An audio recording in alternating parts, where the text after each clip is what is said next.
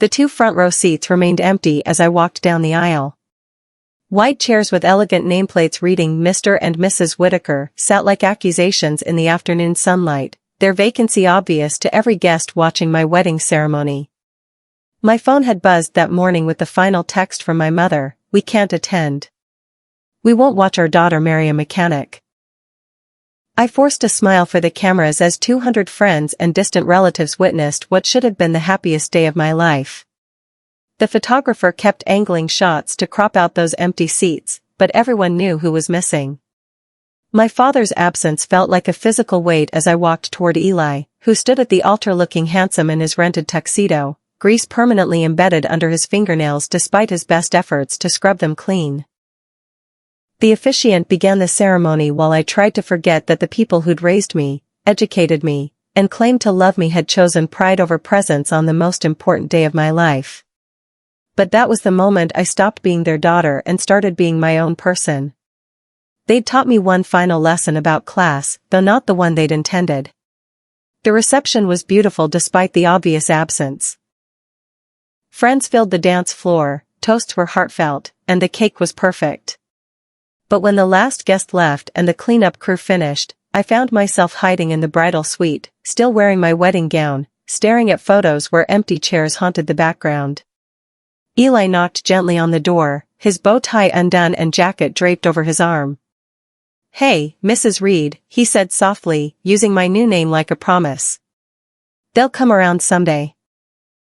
I shook my head, feeling the weight of my mother's pearls against my neck, the ones I'd worn thinking they might somehow bridge the gap between who I'd been and who I was becoming.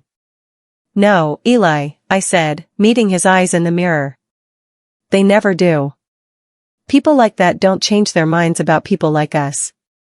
He sat on the bed behind me, his calloused hands gentle on my shoulders. The contrast between his work-worn fingers and my expensive dress felt like a metaphor for everything my parents couldn't accept. "But I'll make sure they wish they had," I whispered, more to myself than to him. "Some promises you make in wedding dresses turn out to be the most important ones of your life." Growing up as a Whitaker meant growing up in a world where wealth wasn't earned, it was inherited. Our mansion in Riverside Hills had been in the family for 3 generations, its marble floors and crystal chandeliers serving as daily reminders of what my father called proper breeding. My childhood was orchestrated around maintaining status. Country club memberships, summers abroad, debutante balls where I learned to curtsy and smile while older women evaluated my potential as marriage material for their sons.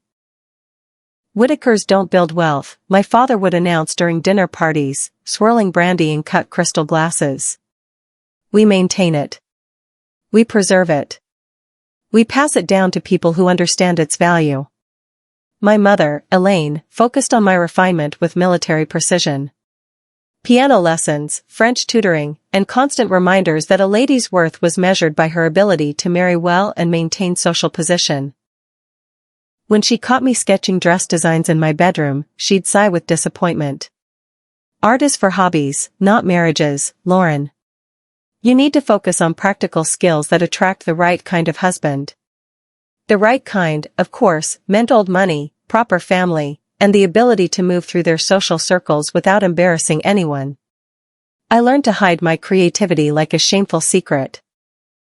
My car broke down on Highway 35 during my senior year at college, steam pouring from under the hood like automotive distress signals. I'd been driving back from a design internship interview in the city, dressed in my best business suit and completely helpless beside the rural road.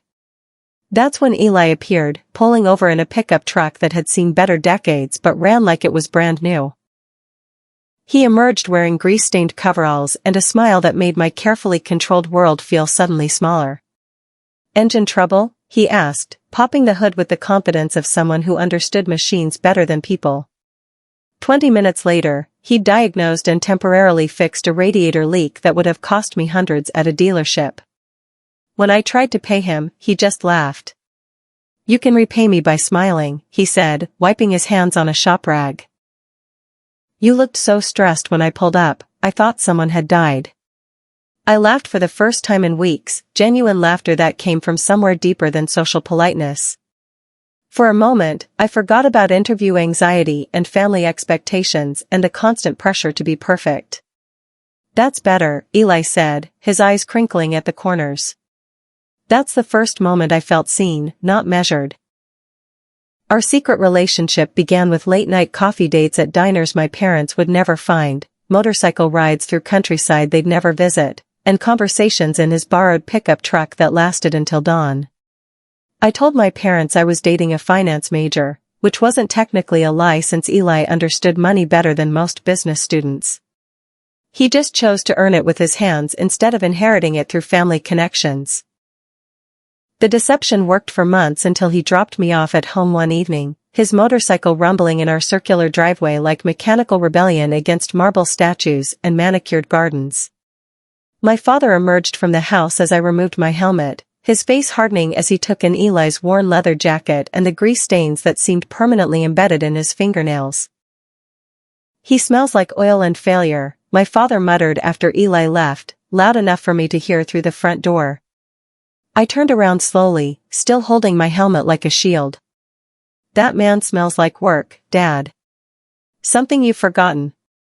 The silence that followed was colder than the marble floors beneath our feet. Some truths create cracks that never fully heal, and I'd just delivered one that would reshape everything between us. The dinner confrontation came 3 weeks later, orchestrated with the precision my mother usually reserved for charity galas. Fine china, formal place settings, and tension thick enough to cut with the sterling silver knives. My father cleared his throat as dessert arrived, his signal that serious conversation was about to begin. My mother reached into her purse and withdrew an envelope, sliding it across the mahogany table with practiced elegance. $25,000, she said calmly, as if discussing the weather. "End this relationship, and the money is yours. Continue it, and you're on your own." I looked at the check, more money than most people my age had ever seen, offered as payment for abandoning someone who'd shown me more genuine affection in 6 months than I'd received from them in 21 years. Without hesitation, I picked up the check and tore it in half, then quarters, then smaller pieces that scattered across my untouched dessert plate. "Then I guess I'm on your own," I said, standing from the table with dignity I'd learned from watching them handle business negotiations. My father's face turned red as he processed what had just happened. "You'll crawl back when you're hungry." I walked out of my childhood home knowing I'd never crawl anywhere again. Some prices are too high to pay, even for family approval. They cut me off completely within hours. Credit cards canceled, tuition payments stopped, and the key to my childhood bedroom rendered useless by changed locks. The speed and thoroughness suggested they'd planned this contingency long before our dinner conversation. Friends from my social circle disappeared faster than morning mist. Invitations to parties and gatherings simply stopped arriving. Phone calls went unanswered. Even casual acquaintances began treating me like I carried some contagious form of social death. I moved into Eli's small apartment above his automotive repair shop, trading marble floors for wooden ones that creaked with every footstep, crystal chandeliers for overhead fluorescent lights that buzzed like angry insects. The space was tiny but clean, filled with mechanical textbooks and motorcycle magazines instead of art history volumes and architectural digests. His couch was second-hand, his kitchen table built from reclaimed wood, and his shower barely large enough for one person. "It's not much," he said apologetically as I unpacked my few remaining possessions. I looked around the space that smelled like motor oil and possibility, then at this man who'd chosen me over family approval and social standing. "For the first time in my life, I have nothing," I whispered, settling into his arms. "And I'm happy." Money became a daily consideration instead of an abstract concept. I took a design job creating advertisements for local businesses while Eli spent long days repairing cars for customers who paid him in cash and gratitude. Dinner was often ramen noodles seasoned with laughter, eaten by candlelight not for romance but because the electricity bill required careful timing. We learned to find joy in simple things. Sunset motorcycle rides, free concerts in the park, and conversations that lasted until dawn. I designed logos for hardware stores, created promotional materials for family restaurants, and built a portfolio that had nothing to do with high society approval and everything to do with solving real problems for people who appreciated creative solutions. Eli's customers began recommending me to other business owners who needed professional marketing but couldn't afford big advertising agencies. Word spread through the network of small business owners who formed the backbone of our community. At night, we'd plan our future together while sitting on his fire escape, watching traffic move through streets my parents considered beneath their notice. Every dream we shared felt possible because we were building it together, brick by brick. You know what's funny? I told him one evening, watching stars appear above the city. I spent my whole life learning how to maintain wealth I never earned. Now I'm learning how to create something that's actually mine. Eli proposed on a Tuesday evening in his garage, grease under his fingernails and sincerity in his eyes. The ring was simple but perfect, a band he'd welded himself with a small diamond that caught the light like a promise. I know I can't give you the life you grew up with, he said, dropping to one knee beside a classic Mustang he was restoring. But I can give you the life we build together. I said yes without hesitation, without thinking about social expectations or family approval or anything except the man kneeling in front of me with motor oil on his shirt and love in his voice. Planning our wedding became an exercise in creating joy from limited resources. We rented a small church, hired a photographer we could afford, and sent invitations to friends who would celebrate our happiness instead of judging our choices. The invitation to my parents returned in the mail, marked refused by addressee in my mother's precise handwriting. No explanation, no alternative suggestions, just rejection delivered through postal service. That envelope sat on our kitchen table for 3 days like evidence of something I'd known but hadn't wanted to believe. When people show you who they are, you should listen the first time. Our wedding day arrived gray and drizzling, the kind of weather that makes white dresses look brighter and promises feel more precious. 200 friends and distant relatives filled the small church while those 2 front row seats remained conspicuously empty. I walked down the aisle without my father, my hand resting on Eli's uncle's arm as he volunteered to give me away. The photographer kept asking if I wanted those empty chairs removed from shots, but I refused every time. No, I told her quietly during a break in the ceremony. Leave the evidence. Eli looked handsome in his rented tuxedo, his nervous smile brightening as I approached the altar. Around us, people who'd chosen love over social pressure witnessed our vows with genuine joy. When the officiant asked if anyone objected to our union, the silence felt complete and peaceful. No dramatic interruptions, no last-minute reconciliations, just the quiet acceptance of people who understood that love matters more than social standing.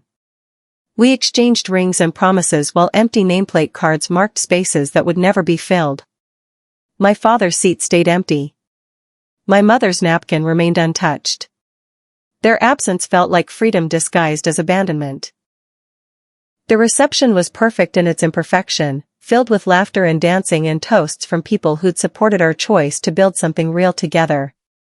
We turned Eli's small garage into something bigger within our first year of marriage. His reputation for quality work attracted customers willing to drive hours for honest automotive service, while my marketing skills helped word spread through networks we'd never expected to reach. I handled branding and business development while Eli focused on the mechanical work he loved. Together, we transformed his one-man operation into a thriving automotive restoration business that specialized in classic cars and motorcycle rebuilds. Local media noticed our success when a vintage Corvette we'd restored won a regional car show. The feature story ran with photos of us working together, my business clothes somehow complementing his coveralls in ways that suggested partnership rather than class difference. The power couple fixing the classics, the headline read, with a story that focused on our collaborative approach to business and our commitment to quality craftsmanship. Within months, calls were coming from collectors across the state who'd heard about our work through automotive networks that transcended social boundaries. Money wasn't a daily worry anymore, and success felt earned rather than inherited. At my father's country club, conversations began including whispered observations. That's Richard's daughter, isn't it? The one who married the mechanic? But now the whispers carried surprise instead of pity. Success has a way of changing how people remember your choices. Our second year brought opportunities we'd never imagined. A luxury car dealership contacted us about a restoration partnership that would showcase vintage vehicles to wealthy collectors who appreciated authentic craftsmanship over mass production. My design work caught the attention of industry publications that featured our restoration projects in magazines read by people who could afford to hire us for increasingly ambitious projects. The recognition felt earned in ways that childhood compliments never had. We hired our first employees, mechanics who shared Eli's passion for quality work and respected our commitment to treating customers fairly regardless of their backgrounds.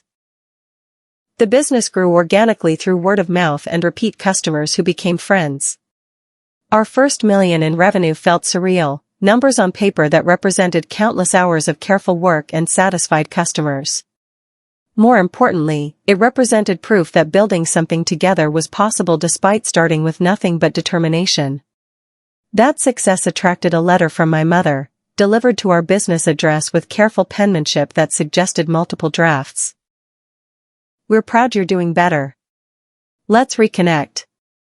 I read it twice, then deleted her phone number from my contacts.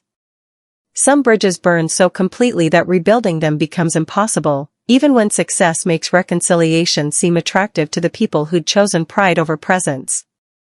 Eli's company evolved into Whitestone Automotive, a name that honored both his craftsmanship and our partnership while establishing a brand that could expand beyond our local community. We incorporated, hired an attorney, and began thinking about nationwide vintage car restoration services. I led branding, investment decisions, and corporate partnerships while Eli maintained focus on the technical excellence that had built our reputation.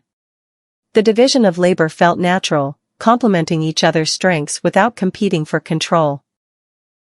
Success brought invitations to industry events where our story fascinated people who'd never considered that blue-collar work could generate white-collar wealth. We became speakers at business conferences, living proof that passion and partnership could overcome initial disadvantages. During our third year, I registered a holding company for our expanding interests, Whitaker & Company, using my maiden name for the first time since our wedding. The irony wasn't lost on me that the name my parents had been so proud of now represented everything they'd tried to prevent. The business attracted attention from investors who wanted to scale our model across multiple markets. We maintained majority ownership while accepting strategic partnerships that provided capital for expansion without surrendering control. By our fourth anniversary, Whitestone Automotive had become a nationally recognized brand in vintage automobile restoration, with waiting lists that stretched months ahead and profit margins that exceeded our wildest projections. The listing appeared during my routine search of local real estate markets, a habit I developed while tracking business opportunities. Whitaker Estate, for sale. Foreclosure pending. The photos showed the mansion where I'd grown up, now looking tired and neglected. I sat in my office staring at images of marble floors that needed refinishing, crystal chandeliers that collected dust, and gardens that had been carefully maintained by staff my parents apparently could no longer afford. The asking price was less than our company's quarterly revenue, a number that would have seemed impossible when I was eating ramen and worrying about electricity bills. Now it represented a strategic investment opportunity that happened to carry emotional significance. Eli found me reviewing the listing that evening, my laptop open on our kitchen table beside takeout containers from a restaurant we could finally afford to visit regularly. "Your childhood home?" he asked, reading over my shoulder. I nodded, processing what it meant that my parents were losing the symbol of everything they valued more than their relationship with their daughter. "Are you thinking of buying it?" he continued, his tone careful and neutral. "Not yet," I said, closing the laptop. "But someday." Some revenge requires patience that spans years rather than moments. I began quietly acquiring small assets connected to the Whitaker family legacy through shell companies and strategic investments that wouldn't attract attention from people who might recognize my involvement. Property parcels, minority shares in businesses, and land holdings that my parents had used as collateral for investments that hadn't performed as expected. None of the purchases were large enough to trigger notice, but together they represented a systematic acquisition of everything my family had once considered permanently secure. I wasn't flaunting it or gloating. I was simply buying pieces of a puzzle that would eventually form a complete picture. Sitting in the back of the courtroom with Jake and Marcus. Dad looked smaller somehow, older and defeated in his orange jumpsuit. When he saw me, his eyes filled with what might have been regret. Or just self-pity. I couldn't tell the difference anymore. The prosecution painted a picture of a man who'd used his reputation and charm to steal from people who trusted him. Veterans waiting for housing. Employees counting on retirement funds. Charities serving the homeless. During victim impact statements, I heard story after story of people Dad had hurt while I was growing up thinking I was the problem. He convinced us he was investing our donation wisely, said Margaret Foster, whose husband died waiting for the veteran housing that never got built. We trusted him because everyone said he was such a good family man. I almost laughed at the irony. A good family man who destroyed his own daughter's self-worth while stealing from everyone else. 18 ***. The verdict came back guilty on all counts.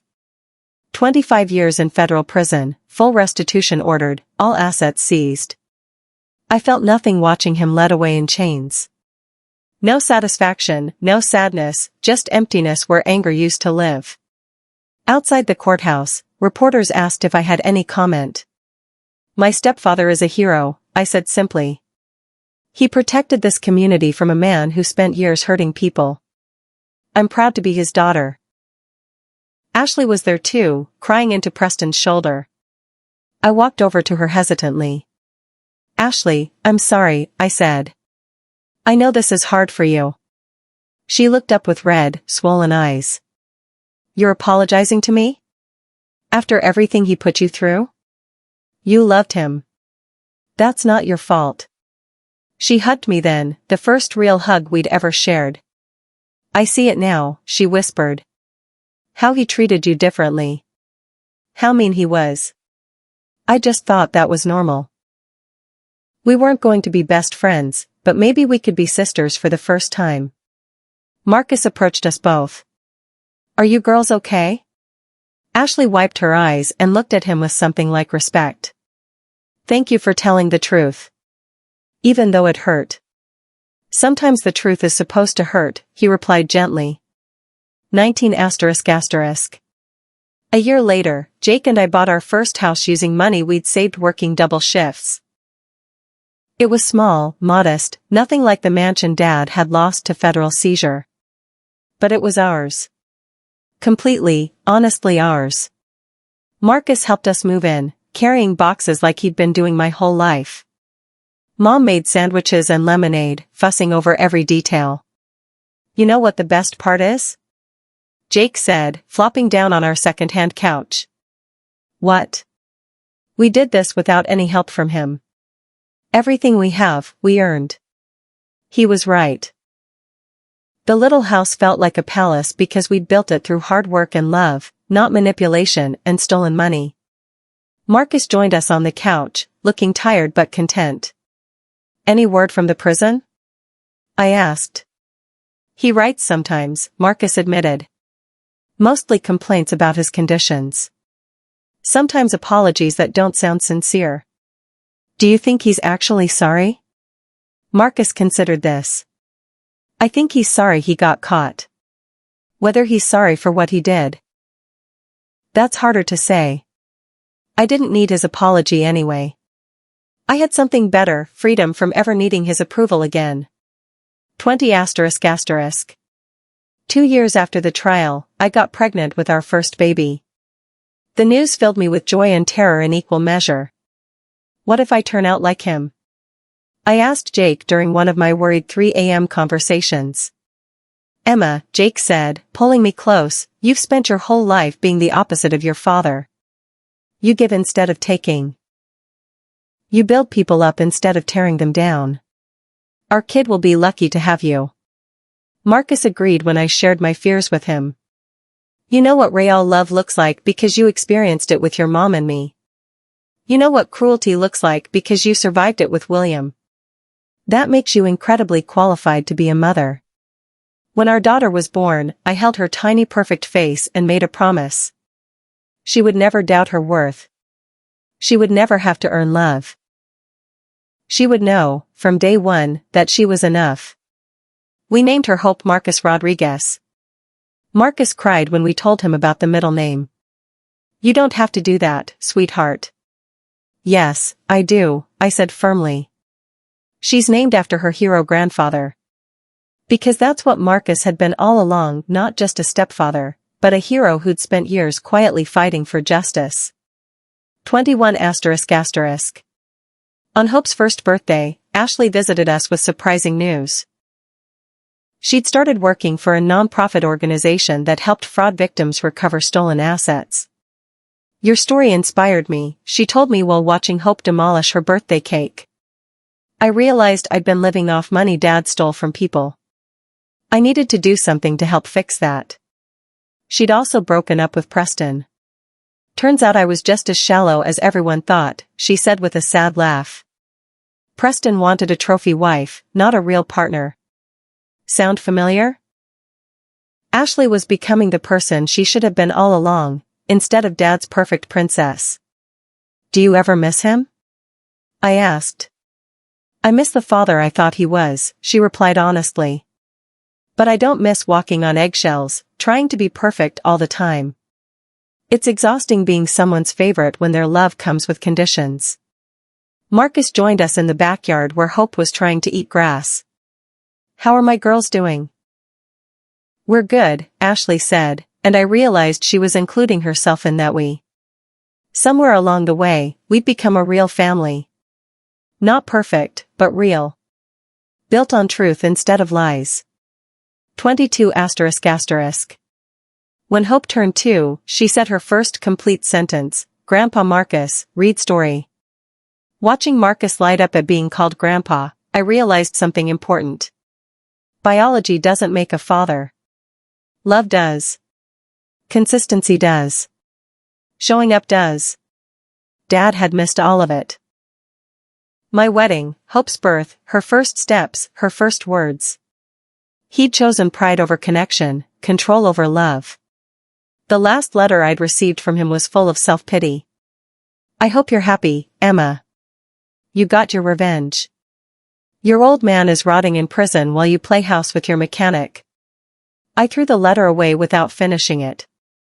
His words couldn't hurt me anymore because I finally understood they'd never been about me. They'd been about his own insecurity, his need to feel superior to everyone around him. Marcus was teaching Hope to garden, patiently explaining how flowers grow. See, little one? First you plant the seed, then you water it, then you wait. Good things take time. That's what he'd done for me. Planted seeds of love and security, watered them with consistency, and waited for me to bloom. Dad had tried to tear me down. Marcus had built me up. The difference was everything. 23 ***. 3 years after Dad's conviction, the last of the stolen money was recovered and distributed to victims. Marcus had stayed involved in the process, making sure everyone got what they were owed. It's finished, he told me over Sunday dinner. Everyone's been made whole, as much as possible. Including me, I said, squeezing his hand. Hope was playing with her toy cars on the floor, completely oblivious to the adult conversation. She'd never known a world where Grandpa William existed. In her reality, Marcus had always been her grandfather. You know what's funny? I said. Dad always said I'd regret choosing Jake over financial security. But we're doing fine. We have everything we need. You have more than that, Marcus pointed out. You have peace. He was right. I slept well at night. I didn't jump when the phone rang. I didn't worry about saying the wrong thing or disappointing anyone. Jake's auto shop was thriving. I'd gotten promoted to principal at my school. We were saving for a bigger house where Hope could have a sibling and a yard to play in. Not bad for a mechanic and a teacher. 24 ***. On our 5th wedding anniversary, Jake surprised me with a renewal of vows ceremony. Small, intimate, just family and close friends. This time, Marcus walked me down the aisle without any drama, his arm steady and proud. No one was missing. No one was angry. No chaos, no revelations, just love. "You look beautiful, sweetheart," he whispered as we reached the altar. "Thank you for everything, Dad," I whispered back. His eyes filled with tears at the word Dad. After the ceremony, people asked about the original wedding, about the scandal that had rocked our town 5 years earlier. "Best thing that ever happened to me," I told them honestly. That day, I learned who my real family was. Hope danced with Marcus to my girl, giggling as he spun her around the small dance floor. Ashley took photos, capturing moments that no one would ever try to destroy. This was what family looked like. Not perfect, not conventional, but real. Built on love instead of lies. On choices instead of biology. Marcus had shown me that sometimes the greatest act of love is standing up to people who hurt the ones you care about. 25***. Today, Hope is 5 years old and starting kindergarten. She's fearless in the way children are when they've never been told they're not enough. "Mommy," she asked this morning, "why don't I have a grandpa on Daddy's side?" "You have Grandpa Marcus," I said. Sometimes families are made by choice, not just by blood. She nodded like this made perfect sense and ran off to play. Dad has 3 more years left on his sentence. I don't think about him much anymore. Sometimes I wonder if he's learned anything, if prison has taught him about consequences and empathy. Mostly, I hope he's found some peace with his choices. Marcus retired last year and spends his days gardening, reading to Hope, and volunteering with fraud prevention programs. He's become something of a local legend, the quiet accountant who brought down corruption. Any regrets? I asked him recently, the same question from years ago. Just one, he said, watching Hope chase butterflies in our backyard. I regret that it took me so long to realize that sometimes love means fighting for people, not just supporting them quietly. He'd done both.